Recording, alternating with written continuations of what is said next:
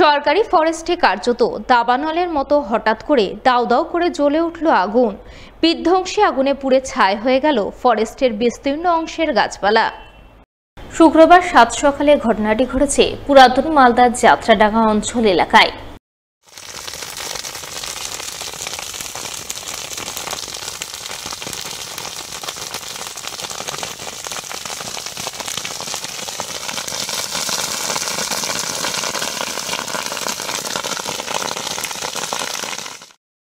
জানা গেছে, পুরাতন মালদা ব্লকের যাত্রাডাঙ্গা অঞ্চলের হালনা সংলগ্ন এলাকায় রয়েছে ৯০০ একরের মতো সরকারি ফরেস্ট।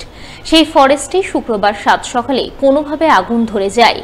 দেখতে দেখতে সেই আগুন কার্যত দাবানলের মতো ছড়িয়ে পড়ে। আগুনে ফরেস্টের বিস্তীর্ণ অংশের গাছপালা পুড়ে ছারখার হয়ে যায়। খবর পেয়ে প্রথমে স্থানীয় বাসিন্দারা আগুন নেভানোর জন্য ঝাঁপিয়ে পড়েন। ৫টা থেকে আগুন লেগেছে। প্রশাসন এবং ফায়ার ব্রিগেড যথেষ্ট চেষ্টা চালাচ্ছে, মানে যথেষ্ট পরিমাণে আগুন নেভাবার যন্ত্রপাতি নেই এখানে, প্লাস ফায়ার ব্রিগেডের গাড়ি ঢোকেনি। এখনও জোর কদমে গ্রামবাসী যাত্রাডাঙ্গা প্রধান চেষ্টা চালিয়ে যাচ্ছে। এখন যোগাযোগ ব্যবস্থা নেই। আচ্ছা, এর জন্য ঢুকতে পারেনি? না, এই জন্য ঢুকতে পারেনি। কি আকার ধারণ করেছে, কি দেখলেন? এখন প্রচুর, মানে একদিকটা কমেছে, একদিকটা বেড়ে যাচ্ছে। প্রশাসন যথেষ্টভাবে চেষ্টা চালিয়ে যাচ্ছে এবং ফায়ার ব্রিগেড, স্থানীয়রাও যথাযথভাবে সহযোগিতা করছে। আমরা মোটামুটি ঘন্টাখানেক আগে খবর পেলাম এই যাত্রাডাঙ্গা ফরেস্টে আগুন লেগেছে। আমরা এসে দেখছি আগুন নেভানো চলছে। ফায়ার ব্রিগেডের গাড়ি আছে, রাস্তার জন্য আসতে পারেনি। ওনারা রীতিমতো কাজ করছে। এখনো কি আগুন লেগে আছে? এখনো আগুন লেগেই আছে। পরে বন দপ্তরের কর্মী সহ দমকল দপ্তরের কর্মীরা ঘটনাস্থলে ছুটে যান, কিন্তু খারাপ যোগাযোগ ব্যবস্থার কারণে দমকলের ইঞ্জিন ঘটনাস্থলে পৌঁছাতে পারেনি। তাই দমকল কর্মীরা ফরেস্ট সংলগ্ন এক জলাশয়ে পাম্প মেশিন চালিয়ে সেই জল তুলে আগুন নেভানোর আপ্রাণ চেষ্টা চালান, কিন্তু দুপুর পর্যন্ত আগুন নিয়ন্ত্রণে আসেনি। সেই সঙ্গে আগুন লাগার কারণ এখনো জানা যায়নি। এটা কোনো ক্যানোপি ফায়ার নয় যে গাছের ওপরে ওপরে যাচ্ছে। নিচের কিছু শুকনো পাতা থাকে এবং এই যে পাতিয়াল গ্রাসগুলো থাকে, এগুলোই ফায়ারটা ক্যাচ করে গেছে। তো দমকলও এসেছিল, পুলিশও ছিল সঙ্গে, আমাদের স্টাফরাও আছে। ওই প্রচেষ্টা ওই দিককার আগুনটাকে তো পুরোটাই নেভানো গেছে। এবার এই দিকটায় কিছুটা আগুন আছে, সেটা ওখানে নেভানো হচ্ছে। এখন কিছু বড় ব্যাপার না, এই জায়গাগুলো আমরা কন্ট্রোল করে দিলাম। এখন এস্টিমেটে মনে হচ্ছে ৩ থেকে ৩.৫ হেক্টর হয়তো আমাদের পাতিয়াল ঘাসগুলোর ওপরে লেগেছে।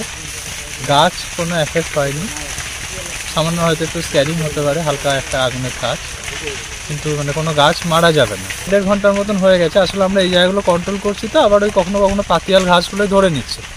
তো আমাদের ওই দমকলের মেশিনটা চালাতে যতটা দেরি, ওটা জাস্ট চালানোর সঙ্গে সঙ্গে ওই আগুনটা নিয়ন্ত্রণে রাখা গেছে।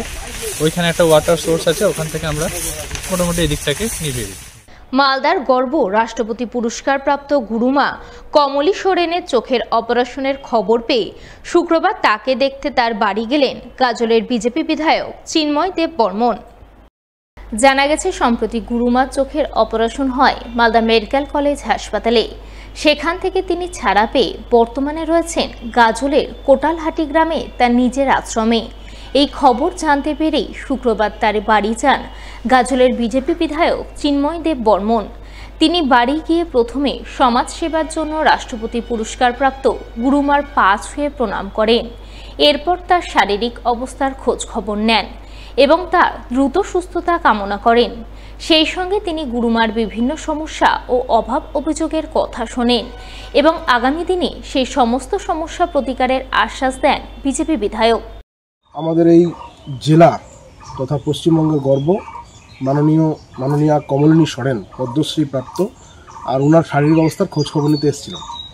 বিগত কিছুদিন ধরেই ওনার শারীরিক অবস্থা খারাপ এবং ওনার একটা ডান চোখের ছানি অপারেশন হয়েছে মালদা মেডিকেল কলেজে। উনি আমাদের গর্বের, আমাদের অহংকার, সেই জন্য ওনাকে আমরা আগলে রাখার চেষ্টা করি এবং উনি অত্যন্ত প্লিজড এবং আমাকে বললেন যে আমার কিছু অভিযোগ আছে, সেগুলোকে দূর করতে হবে এবং তার জন্য আমরা অলরেডি পদক্ষেপ নিয়েছি। এখানে উনি যে জায়গায় থাকেন সেখানে একটা মাটির রাস্তা আছে, সেটা ছোট্ট, সামান্য ২০-২৫ মিটার, সেটাকে ঢালাই করার ব্যাপার আছে।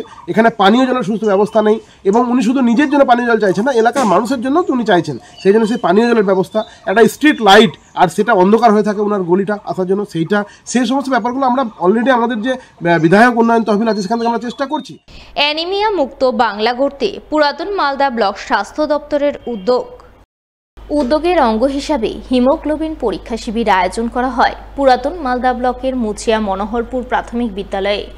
উপস্থিত ছিলেন মৌলপুর গ্রামীণ হাসপাতালের চিকিৎসক মোহাম্মদ রফিকুল আলম, চিকিৎসক দেবশ্রী দাস সহ ব্লকের স্বাস্থ্যকর্মীরা। এদিন তারা সকলে মিলে বিদ্যালয়ের ছাত্রছাত্রীরা রক্তাল্পতায় ভুগছে কিনা তা জানার জন্য তাদের হিমোগ্লোবিন পরীক্ষা করেন। সেই সঙ্গে অ্যানিমিয়া অর্থাৎ রক্তাল্পতা কি, কেন হয়, এর থেকে প্রতিকারের উপায় কি ইত্যাদি নানান বিষয়ে ছাত্রছাত্রী সহ তাদের অভিভাবকদের সচেতন করা হয় বলে জানা গেছে। প্রাইমারি স্কুলে আমাদের স্বাস্থ্য পরীক্ষা শিবির চলছে, তার সঙ্গে সঙ্গে আমাদের রক্ত অল্প থেকে প্রোগ্রাম বা অ্যানিমিয়া মুক্ত বাংলা এই প্রোগ্রামটা আমাদের আজকে চলছে। এই প্রোগ্রামে আমাদের বাচ্চাদের সার্বিকভাবে স্বাস্থ্য পরীক্ষার সঙ্গে সঙ্গে রক্ত অল্পতা আছে কি না সেই জন্য প্রত্যেকটা বাচ্চারা রক্ত পরীক্ষা করা হয়। রক্ত পরীক্ষা করে তাদের হিমোগ্লোবিন লেভেলটা দেখে নিই আমরা যে কোনো রকম তাদের হিমোগ্লোবিন কম আছে কিনা বা অ্যানিমিয়া বা রক্ত অল্পতা ভুগছে কিনা। যদি সেই রক্ত অল্পতায় ভোগে তখন তার জন্য স্পেশাল ট্রিটমেন্টের আমরা ব্যবস্থা করে থাকি। আর আমাদের সার্বিকভাবে স্বাস্থ্য পরীক্ষা হচ্ছে, তাতেও যে বাচ্চা কোনো অসুখ ধরা পড়ে সেগুলোকে তার ট্রিটমেন্টের ব্যবস্থা আমরা করে দিচ্ছি।